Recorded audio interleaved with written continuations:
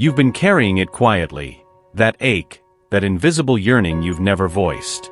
But the universe has been listening, and now, it's responding. The angels lean in close tonight, whispering this truth into your soul. He is coming back. Not because you asked, but because your soul remembered. This isn't about chance. It's about a divine appointment that your spirit agreed to long before your heart knew his name. What you called coincidence, heaven called preparation. He felt your presence before you ever touched. And now, even in silence, something in him stirs again. Because when two souls are meant to collide, no distance, no delay, no denial can cancel their gravity. The angels say, he has seen your light in dreams. He has heard your name in stillness. He has felt your energy in moments he couldn't explain. You didn't lose him. You awakened something sacred inside him, and that light can't be put back to sleep. He tried to forget. He tried to fill the space you left with distractions, obligations, and pride. But his soul is not fooled. Not anymore. Because you were never just a passing flame. You were the sign, the mirror, the moment that split his life in two, before you, and everything after. And now heaven is aligning what the world once confused. Because love never returns the same. It returns when it's ready. It returns when it's true. It returns when it knows the way back. For the vision is yet for an appointed time, though it tarry, wait for it, because it will surely come, it will not delay. Habakkuk 2 verse 3. There's a storm inside him he doesn't talk about. And though he carries himself with strength, the angels show me, he's been afraid. Afraid of being seen. Afraid of being loved the way you do, without conditions, without masks. Because what you stirred in him wasn't just affection. It was recognition. And recognition demands truth. He grew up learning how to survive, not how to feel. His emotions were tucked away like delicate things. And then you walked in, and suddenly, everything he had hidden bubbled to the surface. The angels say, he wasn't prepared to be unraveled. But you didn't destroy him. You revealed him. That's why he pulled back. Not because he didn't feel, but because he felt too much.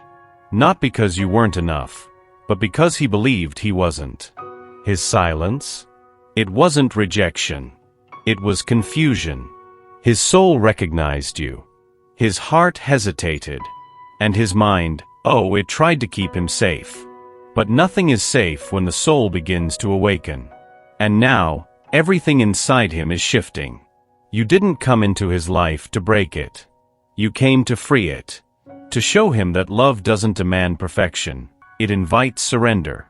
He is learning this slowly. He is unraveling the myths he believed about connection, control, and worth. And every lesson leads him back to you. You were never meant to lose yourself while loving someone else. The angels want you to remember this. He may be in the middle of his storm, but you are the anchor. Not just for him, but for yourself. The angels say, you do not need to dim your light so someone else can find their way. Let him heal at his own pace. But don't pause your life for his confusion. Don't shrink so he can grow. You are not a waiting room. You are the home. There is nothing selfish about choosing yourself. In fact, it is the holiest thing you can do. Because when you nurture your spirit, when you love yourself without guilt, you teach others how to do the same. There will be days when you feel him pulling away. And you'll be tempted to chase. But don't. Instead, turn inward. Wrap yourself in the softness of your own soul. And let your own love be enough, even if just for today. The angels are wrapping you in grace, reminding you, you are not the healer. You are the light. And light does not chase. It radiates. If he's meant to return, it won't be because you twisted yourself into knots. It will be because you stood in your truth and shined anyway. So take care of your heart. Rest when you need to. Bloom when you're ready. And trust that love, the real kind, always finds its way back to where it belongs. He didn't expect to see himself in you. But your presence became a mirror, soft, unfiltered and divine. The angels whisper, she didn't come to flatter him. She came to reflect him. And that's what shook him. Not the beauty of your body, but the way your soul mirrored the parts of him he buried long ago. He looked into your eyes and saw who he could be, if he dared. If he healed. If he surrendered. And that scared him. Because love that mirrors is love that awakens. And awakening is not a gentle thing. It pulls truths to the surface. It unearths forgotten wounds. It dissolves illusions. You didn't try to fix him. But by being yourself, you exposed everything he needed to face. That's why he avoided your gaze. That's why he went silent after moments of deep connection. Because in those moments, he wasn't just seeing you. He was seeing the version of himself he never thought he was worthy of becoming. And yet, the pull toward you remains. The angels say, he knows you see him, not the mask, not the role, but the soul. And he's never been seen like that before. Keep being that mirror. Not for him, but because that's who you are. Radiant. Honest. Undeniably true. Something has shifted in him. Quietly. Deeply. Irreversibly. He may not speak it, but the angels reveal it. The veil is thinning. And his soul is stirring. What he once dismissed as coincidence, he now feels as calling. What he once feared as weakness, he now recognizes as longing. The angels say, he is awakening, not because you asked him to, but because your presence made him remember. There's a moment, a sacred hidden moment, when a man stops running from his heart. He doesn't announce it. He doesn't even understand it. But suddenly, the silence feels heavy. The distance feels off. The connection he tried to forget feels sacred. That's where he is now. You might not see it yet. He may still be guarded. But something is unraveling within him, thread by thread. And in that unraveling, your memory is constant. Not as a fantasy, but as a truth. As proof that love like this exists. He is noticing the signs. The dreams. The songs.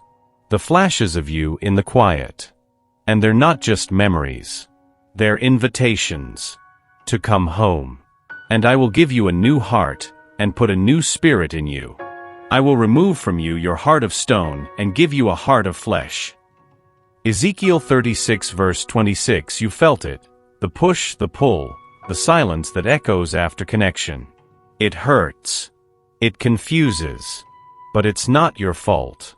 The angels explain, this is not rejection. This is his resistance to what feels too true. Love like this breaks cycles. And that terrifies those still trapped in them. He shows up, then disappears. Opens a door, then slams it shut. You wonder if you imagined it, the softness in his voice, the way his eyes lingered. You didn't. It was real. But so is his fear. He's spent years mastering control of his emotions, his surroundings, his identity. And you? You undid all that. With a glance. With a laugh.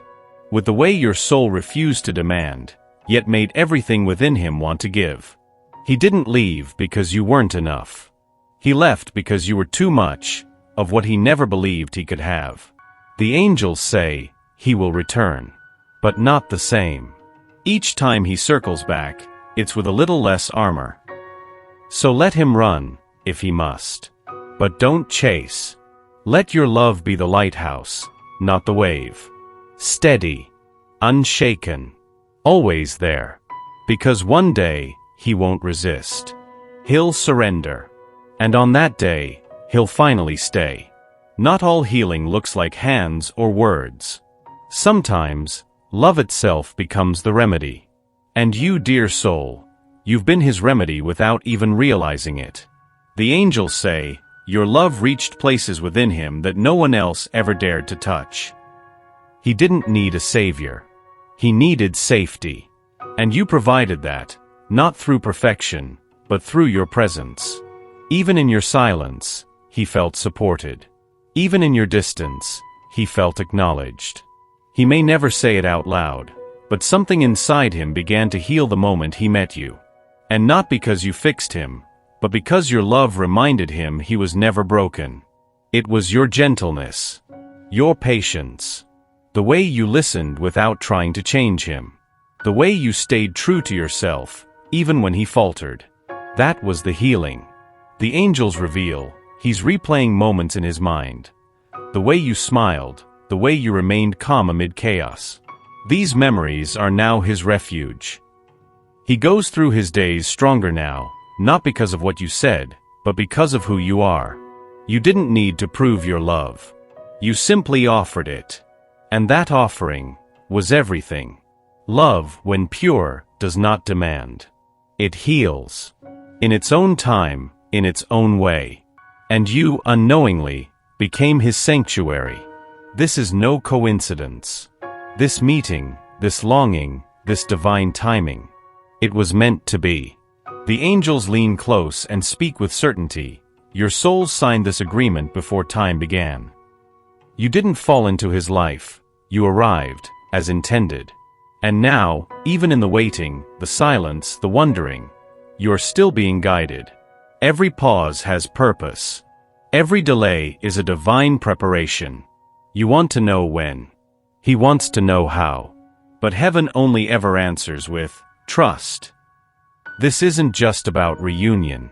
It's about restoration. Of him. Of you. Of a love that holds sacred meaning far beyond what words can explain. You may feel forgotten at times, as if your prayers disappeared into thin air.